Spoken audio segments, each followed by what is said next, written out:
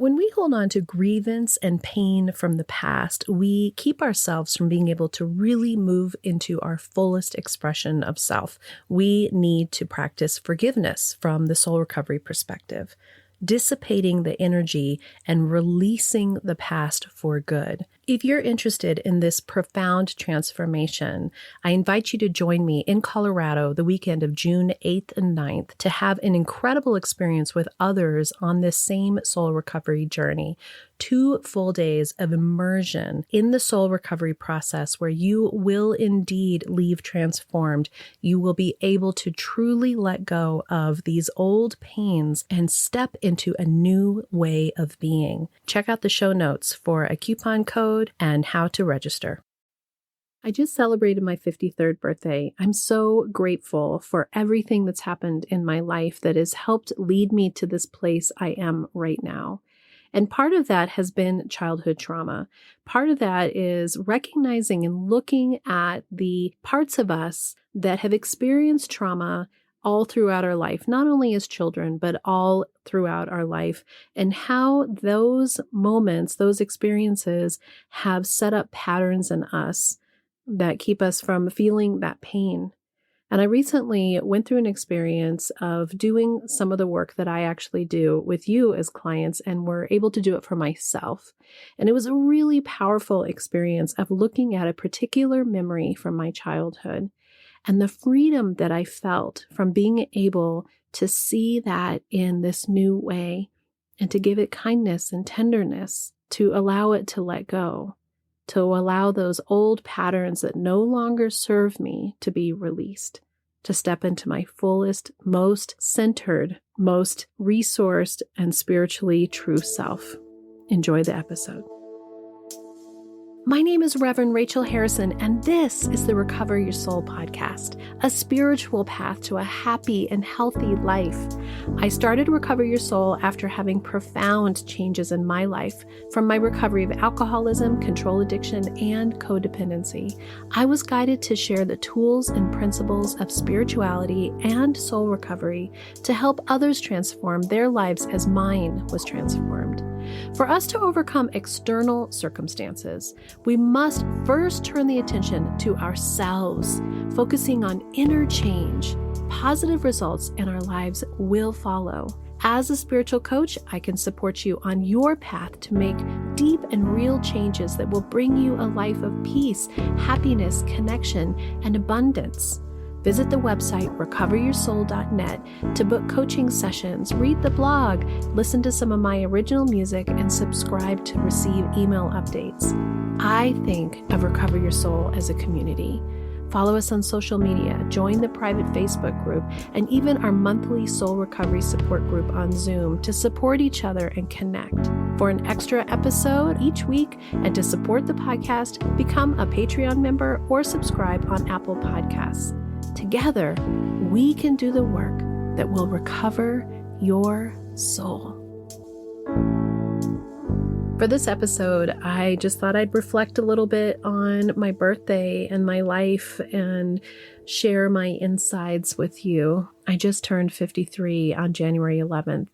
And it's interesting because I think that birthdays are this reflection time of your life. It's kind of like how the new year is a time when we go, oh, well, there's a new start. There's new something. There's something about your birthday that allows you to look at yourself in depth and to really be curious about these years that you've been on the planet.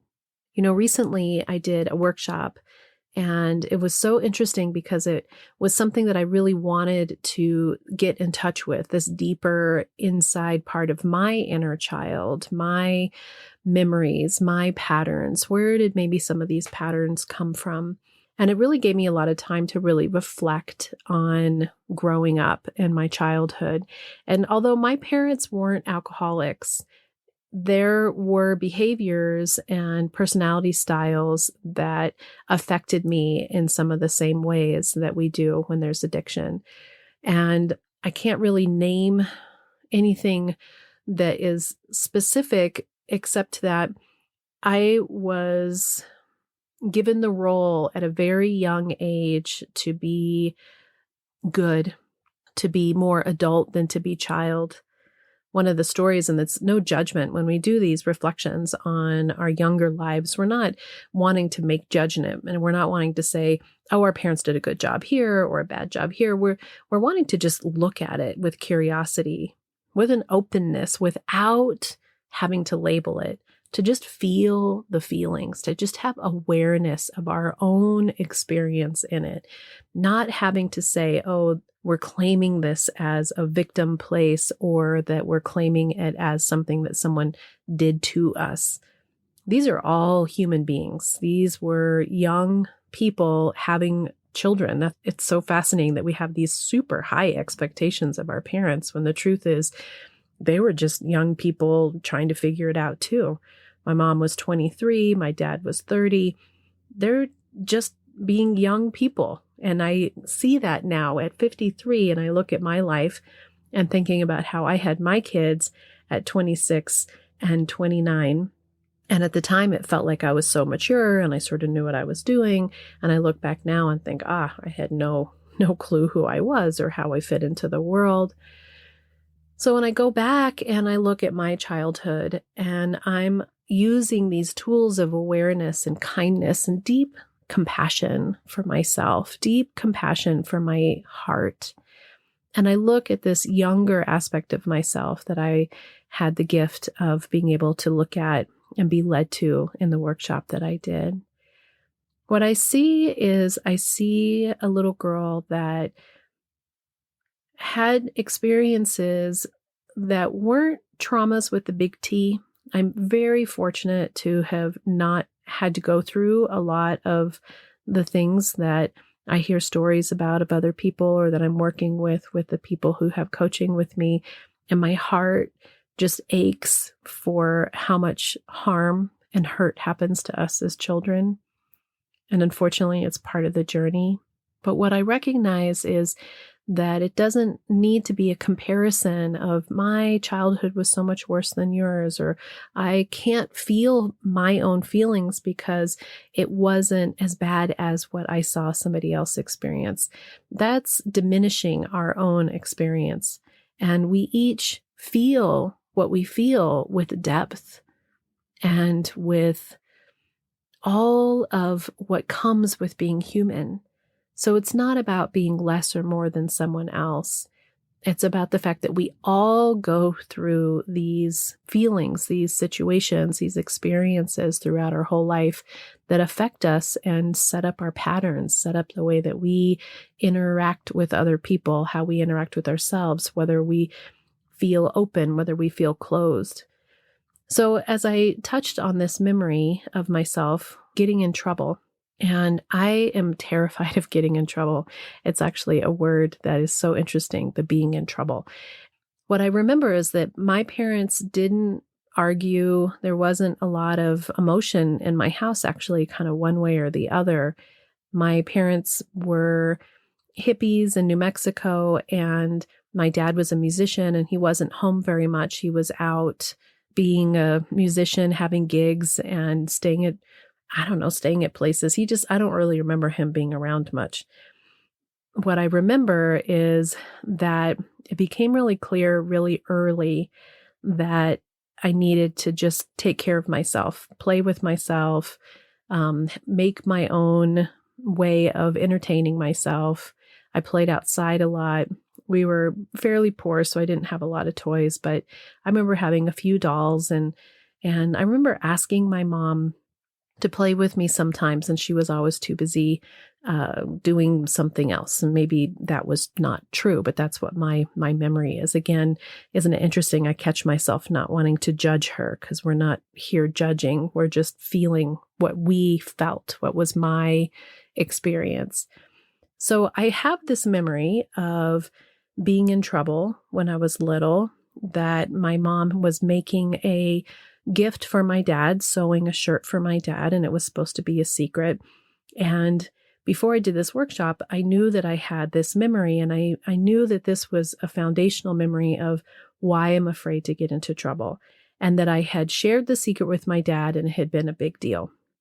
Well, it's interesting. We can tell these stories but it's those protective parts of us that keep us from actually really feeling what that felt like for that small child. So when I did this workshop, they encouraged us to find a picture of ourselves of when we were younger so that we could really connect with our younger self. So I found my photo album. There's not a lot of pictures of growing up. I'm probably not the only one. Now that we have our phones and we take a bazillion pictures of every moment of our lives. When I was growing up, I don't even think we might not even had a camera, or sometimes we had a camera. I don't know. There's maybe 50 pictures of my entire childhood. A lot of them were when we were with other people. But there is this one particular picture of the Christmas of which this shirt was going to be the gift, and of which I got in trouble. And I would have assumed when you had first talked to me about this memory that I was much older, that I was 6 or 7. But when I found my photo album, I was actually 3 years old. It was the Christmas of when I was 3. And so I turned 4 right after Christmas. So I'm really young. And I got in really big trouble for a child who had never been in trouble, because I had learned so early to not be in trouble. So the one time I kind of did something, it was a really big deal. I remember being spanked. I remember being yelled at. And I actually remember, whether it's true or not, being put outside and having the door closed, and that was really terrifying. Now, as parents, I'm positive they weren't trying to abuse me or scare me, or I'm sure there was just major upset and they didn't know how to deal with it. I had not been a kid who did anything outside of the lines before. Who knows what they were feeling that day? Maybe it was a bad day in their relationship and this was just sort of on top of it. Those are those kinds of things that as kids, we don't know. We don't know. But when I allowed myself to really access an inner part of myself that could feel what a 3-year-old felt, almost 4, without a lot of emotional knowledge at that point, without a huge vocabulary at that point, and how terrifying it was to experience something that was so much energy when there really wasn't anything like that beforehand, I could see so clearly why I'm afraid of being in trouble and why I'd never want to do anything that's going to be hurtful like that. And I know that my parents love me. I know that it wasn't to hurt me. And I even looked in the photo album that I made years and years and years ago, and it says something along the lines of, this is the shirt that I leaked the secret from and got in big trouble. Boy, did I learn to not do that again.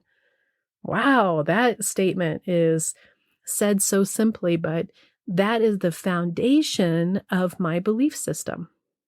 Boy, did I learn not to do that again. Wow. When we look at those younger parts of ourselves and we see these situations that we go through, and we can have tenderness to ourselves and we can have compassion for those younger parts of us. Do you enjoy listening to the podcast commercial free? I know I am so glad that at this point I can continue to do that for you.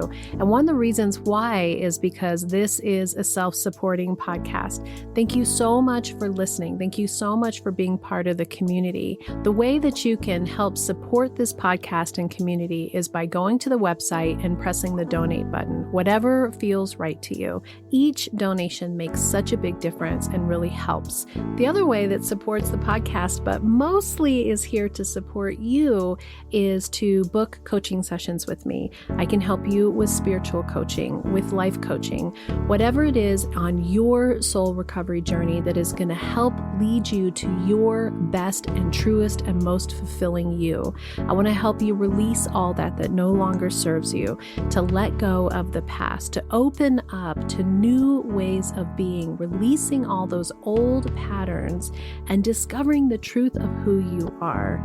Go to the website and book a session. There is a discount code for your first session in the show notes. And I really love working with you on your soul recovery journey, because together we can do the work that will recover your soul. Now back to the episode.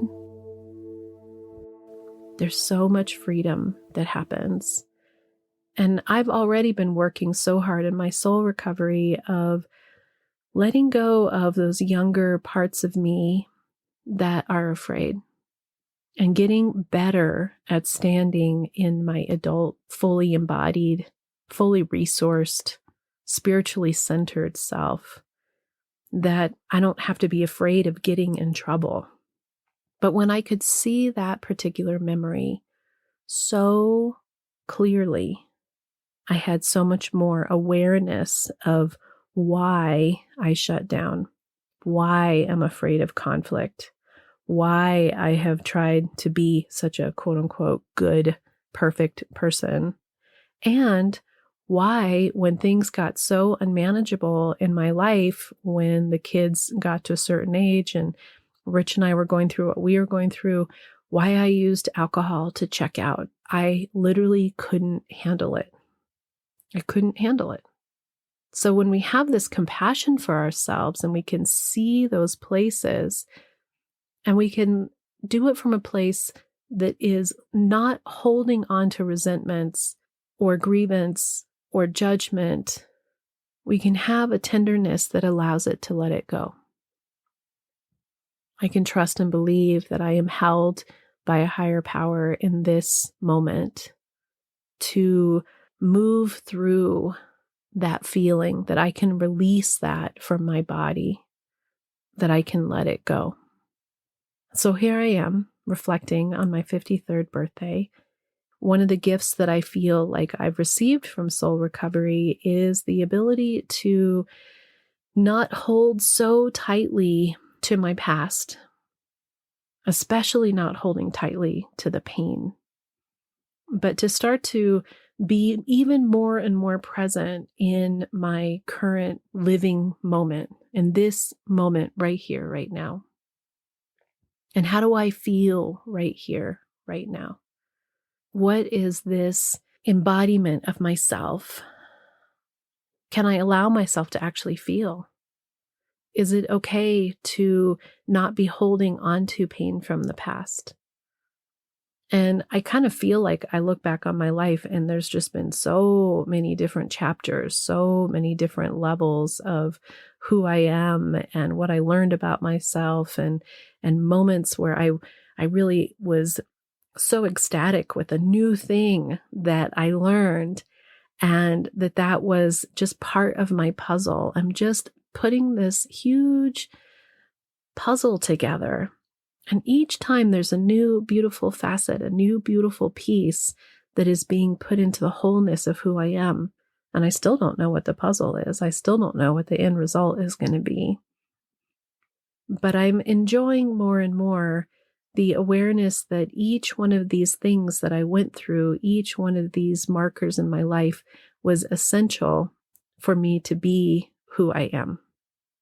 That I needed each of these experiences, the good ones, the hard ones, to connect more deeply with this inner self, to trust more higher power, to connect more with the belief that my life is working out for me, that I am held and supported by universal love. So being able to reflect on our lives, to be able to access these points of ourselves, allows us to be more present in this moment. And the forgiveness that came for myself as a little girl who had this experience and didn't know what to do with it, and then all of my nervous system, all of my brain tried to figure out how to never have that happen again because it was so painful. I can be gentle to that part of me, and I can let that trauma go. And I can be gentle to the other people in my life, and I can try to imagine what it felt like for them as young parents trying to teach a lesson or maybe being overwhelmed. I recognize in myself, in my own parenting, and I think back to times when I said or did things with my boys that I deeply regret. And those were moments where I just didn't have the capacity to show up in my best way. I was doing what I could with what I had. And sometimes I didn't have a lot. And so I have to forgive myself for those moments as a parent too. And I talk about it with the boys. I am able to express to them moments where I feel like I really fell short. And sometimes they remember them and sometimes they don't. But it's an opportunity to have a living amend, a constant living amend, to reflect on myself. I can't change a single thing in the world around me. I can't force any relationships. I can't make somebody else be spiritual or recover. I can't force anything, but I can share myself and I can share my experience and I can heal myself. And through healing myself, I'm actually offering those around me in my life directly, those of you who are listening, a chance to reflect on yourselves and to choose compassion, to choose self-love, to choose forgiveness, to choose to let go of those old pains that are holding us back.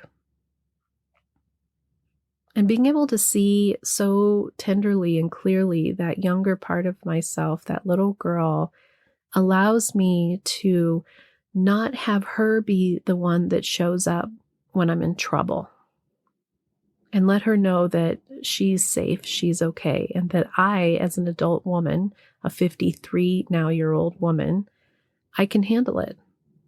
I have the capacity to be able to hold space. I have the capacity to be able to look at the full situation, to take responsibility for what is mine, to release what isn't, to not be a victim, to know how I can speak from my heart, share what I need to share, use the 4 agreements, not take it personally, not make assumptions, be conscientious with my word, and do my best. And that's my responsibility. That's all I can do.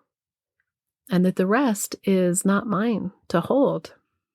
And that allows me to release all of that stored up old energy that's kept me protected and safe and not be afraid. I really can realize how I was afraid for so long of being, quote unquote, in trouble.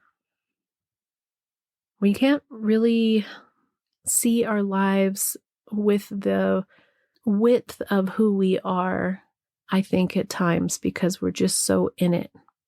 We're so deep in it. And when we're in trauma and we're in crisis, it's really hard to pull back and take a look.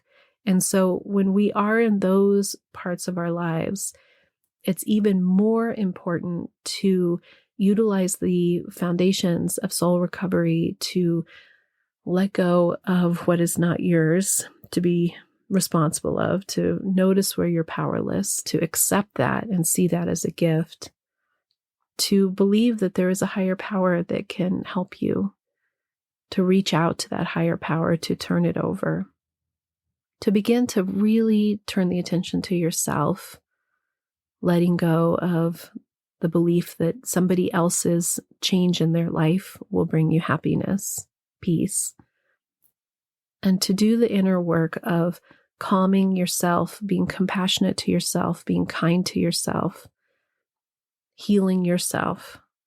And then we can come out of the crisis just enough to start to see that everything's working out for us, even if it doesn't feel like it at that moment. So I'm grateful for another turn around the sun. I'm grateful for this life that I have been gifted to learn how to love myself more deeply, how to love others more deeply, and how to follow the will, which I believe is the love of universal power. Thank you for letting me share my reflections. I'm so glad you're here in this community. Thank you for sharing your time with me. Until next time, namaste. Are you wondering, how do I go deeper on my soul recovery journey? Or how do I support this great podcast? Well, here's your call to action. If you're ready for real inner change and would like to work directly with me, visit the website and book a coaching session. I'm here to support you on your unique path.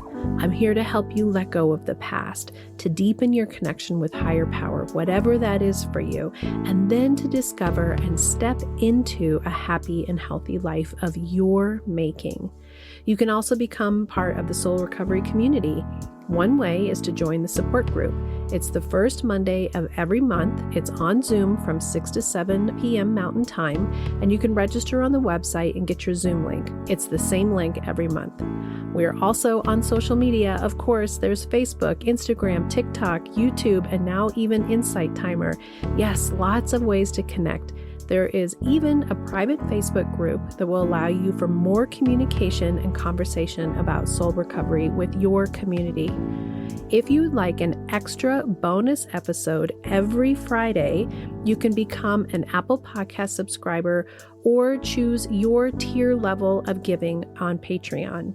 I'd also love all the listeners to subscribe on the website so that I can keep you informed on what's going on with the podcast, the community, with me, and anything that's up and coming and new and great about soul recovery. Also, if you just take a little bit of time and give me 5 stars, a quick review, share the podcast with friends and family, make sure you're subscribing however you listen to the podcast, we're helping even more people to have soul recovery in their lives.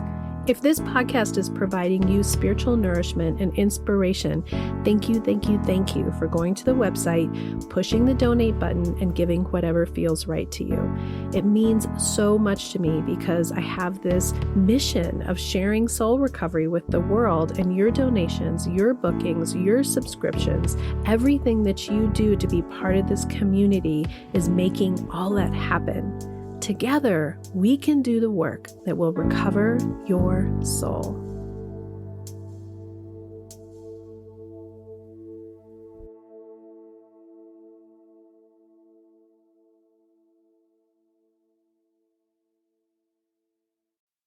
The Recover Your Soul podcast and its content is for educational purposes only and is not allied or representative of any organizations or religions. It's based on the opinions and experience of Reverend Rachel Harrison. Recover Your Soul claims no responsibility to any persons or entity for any liability, loss, damage, or cause alleged to be caused directly or indirectly as a result of its use. Applications or interpretations of the information represented herein. Take what you need and leave the rest.